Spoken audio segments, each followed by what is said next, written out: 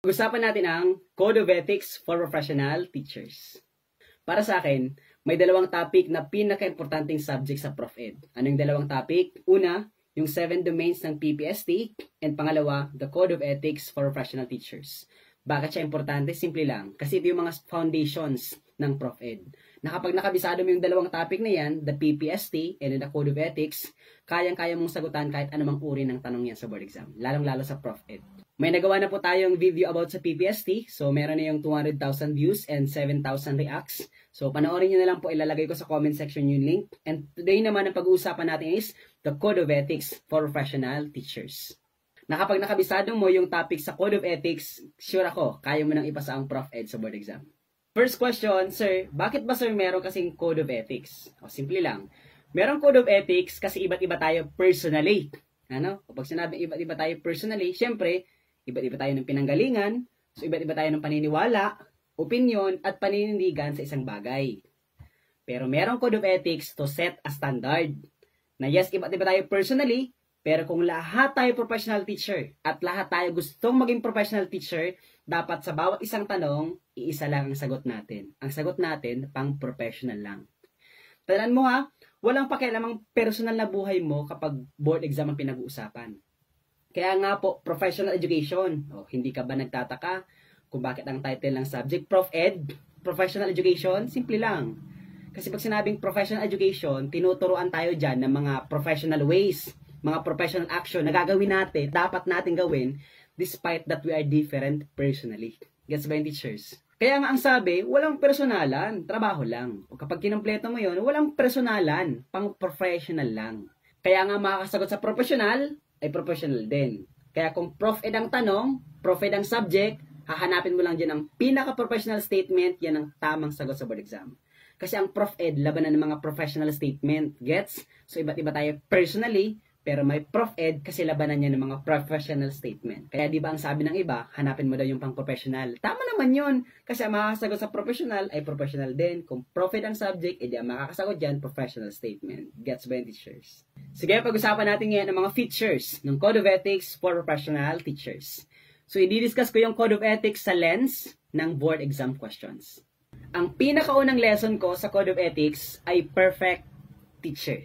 So, ibig sabihin, iisipin mo dapat dyan na perpekto ka. Once you approach questions in the board exam, dapat pang-perpekto ang sagot mo. Ibig sabihin, dapat matalino ka, magalang, mabait, wala kang ginigilingan, wala kang pinoproteksyonan, serbisyong, so lamang. At dahil di natutulog ang balita, nakatuto kami 24 oras, parang 24 oras ka pa na. So, ibig sabihin pang perpekto dapat ang palagi mong sagot. Ano po? O, first question, lumabas to sa board exam. Dapat bang nagre-reklamo ang mga teachers sa sobrang daming gawain sa public schools? Yes or no? Magre-reklamo ka ba? Ang sagot ay, hindi pwede magreklamo. No. Because the teacher shall provide leadership and initiative for the betterment of the school communities. Ano po? O, 2 words. Ano yung 2 words? Personal, professional. O, hindi ka pwede mareklamo kasi although personally, napapagod ka din naman kasi tao lang naman tayo. Pero number 2, may professional duty ka pa. Ano? Kailangan pa ng eskwela ng tulong mo. Bakit? Sino ba ang bida sa board exam? Teacher or students? O, ang bida sa board exam, mga bata. Hindi mo iniisip ang sarili mo. Kahit napagod ka na, gagawin mo pa rin yun kasi kailangan pa ng eskwela ng tulong mo. Malinaw ba yung teachers? O, next question. Dapat bang manigarilyo si teachers? Ninigarilyo ka ba? O, dapat bang uminom ng hard drinks ang teachers? O, iinom ka ba ng mga alcoholic drinks? Yes or no? At dapat bang mag-gamble si teachers? Magsugal? Yes or no? Magsusugal ka ba? O, sa lahat ng sinabi ko, magsigarilyo, mag-inom, magsugal, hindi pwede ang gawin ni teacher. O baka sabihin mo, sir, pwede naman baga sir mag-inom kapag may birthday.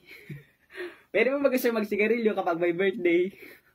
O kaya nga, walang pakialamang personal na buhay mo kapag nasa board exam. Ano po, teachers? Although personally, may mga teacher man talaga na naninigarilyo at nagiinom.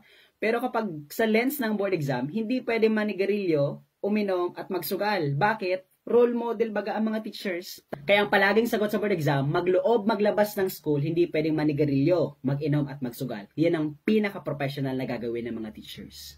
O ito pa, kakausapin mo ba yung co-teacher mo na sinisiraan ka patalikod? Yes or no? Yes or no? Ang sagot ay, yes, kakausapin mo pa rin. Bakit? 2 words, personal, professional. Although personally, ayaw mo sa kanya, siya din ayaw sa'yo, Pero kapag nasa eskwelahan, walang pakialamang personal na buhay nyo. Walang personalan, trabaho lang. Nasa eskwelahan ka para magtrabaho. So may professional duty ka pa rin. Kakausapin mo pa rin siya, mag-uusap pa rin kayo, kasi ang pinag-uusapan nyo ang bata. Sino ba ang bida sa eskwelahan? Ang bata. So although personally, magkaaway talaga kayo, pero mag-uusap pa rin kayo kasi professional duty nyo yun. Kasi kung di na kayo mag-uusap, anong mangyayari sa bata? Gets ba yung teachers? So, ang sagot mo palagi sa board exam, pang professional lang. So, kaya ang subject Prof Ed, kasi tinuturuan tayo ng mga professional actions na gagawin natin despite that we are different personally. Gets ba yung teachers? O ito pa, lumabas pa din to sa board exam. Question, pwede bang mag-receive ng gift ang mga teachers? Pwede ba tayo mag-receive ng regalo? Yes or no? O, sa toong buhay, minsan talaga na-appreciate tayo ng mga parents and ng mga students, kaya minsan binibigyan tayo ng regalo. Ano? Sa totoong buhay, ano po? Pero ang palagi mong sagot sa board exam, hindi pwede mag-receive ng gift, magloob o maglabas man ng school, anumang circumstances yan, hindi pwede mag-receive ng gifts. Bakit? Simple lang, ang iniiwasan natin yung pabor. Baka may hinihing kapalit dun sa binigay na regalo. Okay, sir, kapag Teacher's Day ba, sir, bawal ba, sir, mag-receive ng gifts?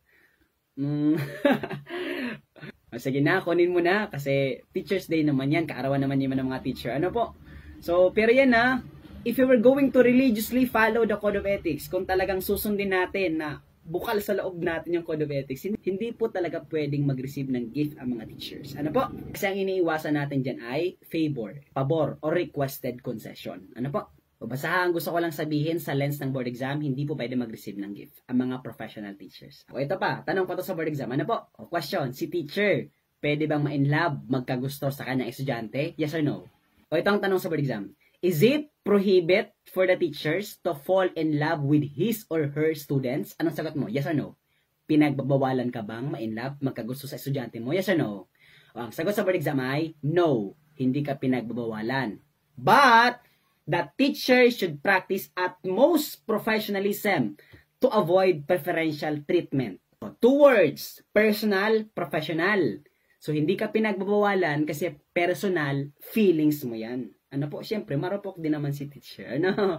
So, vulnerable din naman si teacher. Pero dapat, as a professional teacher, number 2, may professional duty ka pa to practice utmost professionalism to avoid preferential treatment. Yes, nagkakagusto ka minsan, pero tandaan mo, professional teacher ka, may professional duty kang na itago, wag mong ipahalata. Ano po? Kasi ang iniiwasan dyan, yung tinatawag na preferential treatment or may pabor, may favoritism. Na porkit may gusto ka, palaging mataas ang score, palaging mataas ang grade. Guess ba yung teachers? O kaya nga may code of ethics, kasi possible din talaga na si teacher magkagusto sa kanyang estudyante. Ano po? Pero may code of ethics kasi although personally vulnerable ka, marupok ka din naman, pero dapat gampanin mo ang tungkulin mo. May professional duty ka na maging professional pa rin to avoid preferential treatment. Gets ba yung teachers? Pero kapag nagkakagusto ka sa minor na edad, ay wag mo nang subukan. Masisira ang buhay mo.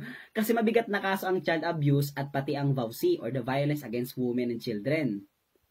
O kaya nga po, maging professional ka pa rin. Ano po? You have to practice utmost professionalism. Ano po? Another keyword sa board exam is discreet. Dapat nakatago. Wag mong ipahalata ang feelings mo. Ano po? Ito pa, question. Pwede bang mag-business si teacher? Yes or no? O ang sagot ay yes. Pero ang sinasabi ni Code of Ethics, dapat daw legitimate. Ibig sabihin, legal ang business mo. And number 2, dapat yung business hindi nakaka-apekto sa trabaho mo. Bakit? 2 words. Personal, professional. O pwede mag-business si teacher, kasi bukod sa professional life mo, may personal life ka din. Yung business mo, may personal business ka din. So pwede yan. Basta legitimate legal, hindi illegal. Ano po?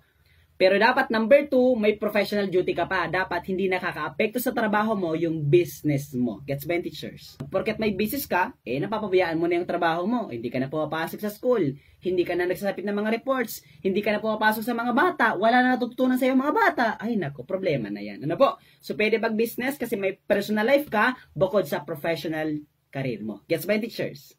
Ito pa another question sa board exam. Ano daw gagawin mo kapag may mga maritesing, chika-chika sa eskwelahan? O, ang sagot sa board exam ay, avoid rumors because rumors does not have proof. Ano po? So kapag may chismisan dyan, chika-chika, umalis ka kasi hindi attitude ng pagiging professional teacher na makipag-chismisan din sa kapwa niya mga teacher na mga marites. Yun, joke lang. Ito pa another question. Is it professional to agree even if you personally disagree? Ano sagot? Ang sagot ay yes. pwede ka mag-agree professionally kahit pa yan labag sa personal na kalooban mo. O like for example, si principal mo, may gustong ipatupad sa eskwelahan. Iayaw mo nung policy niya. Personally, ayaw mo ng policy niya. So, anong gagawin mo? As a professional teacher, kausapin mo siya. May professional duty kang, sabi ng Code of Ethics, make an honest effort to understand the legitimate policy of the administration. Kaya kahit labag sa kalooban mo, puntahan mo siya. Kasi may professional duty kang maintindihan bakit nang gustong ipatupad ang pulisiya na yon. Ano po? Kaya yes, kahit labag sa kalooban mo personally, kausapin mo siya. May professional duty kang intindihin kung bakit gusto ng principal mo ang pulisiyang yon.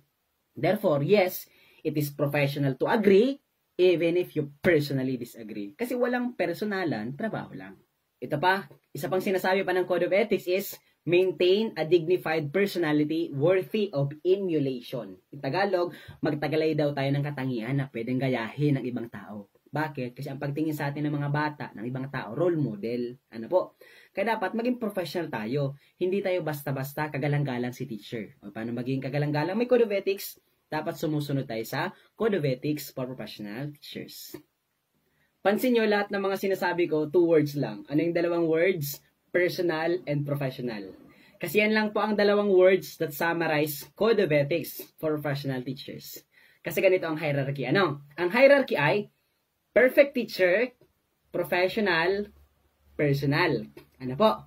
Di ba sabi ko sa inyo kanina, ang pinakaunang lesson, perfect teacher. Ano? Pero wala kasing kayang maging perfect teacher. Ano? Although ideal, gusto natin perfect teacher, pero hindi natin kaya maging perfecto. Ano? Ang pinakamataas na pwede lang nating maabot is to become professional teacher despite that we are different personally. Ano po? Kaya ang gusto natin, maging professional lang kasi wala man kayang maging perfecto. And the bridge between professional and personal is the Code of Ethics for Professional Teachers. Yes, iba tayo personally, pero with the guidelines, with the guide of Code of Ethics, kaya natin maging professional. Kaya po, ang makakasagot sa professional ay professional din. Ano po? Kaya kung ang tanong Prof Ed, Professional Education, hanapin mo yung pinaka-professional, yun ang tamang sagot sa board exam. Kaya ang tip ko sa'yo, kung nagdududa ka kung anong sasagot mo sa board exam, hanapin mo lang ang pinaka-professional na statement, yun ang tamang sagot sa board exam. Kasi ang makakasagot sa professional ay professional din. Gets ba, teachers? Okay, yun na muna ang pag-uusapan natin sa gabing ito. O sana natuto ka sa Code of Ethics kasi crucial yan. Ano, mahalaga yung subject yan. Ano po? The PPST and then the Code of Ethics, yan ang dalawang pinaka-importanteng subject sa Prof Ed. Na kapag nakabisado mo, kaya mong ipasa ang Prof Ed sa board exam. Ano po? So, tapos na tayo sa Code of Ethics. Part 1 lang to kasi hindi ko kayang i-discuss sa isang video lang kasi as much as possible, gusto natin short lang yung video para hindi masyadong mahaba. Ano? Gagawa pa ako ng part 2. Sa part 2 ko i-discuss yung mga features ng Code of Ethics. Ano? So, yun lang muna ang pag-uusapan natin sa gabi ito. Kung nakaabot ka sa parte ng video ito, paki-like naman po ng video and paki-share naman kung baguhan ka sa page ni Sir Nestor. At paki-comment naman kung taga saan ka para alam ko kung hanggang saan ang na-reach ng video ito. Yun lang po. Thank you very much everyone and God bless. Bye-bye.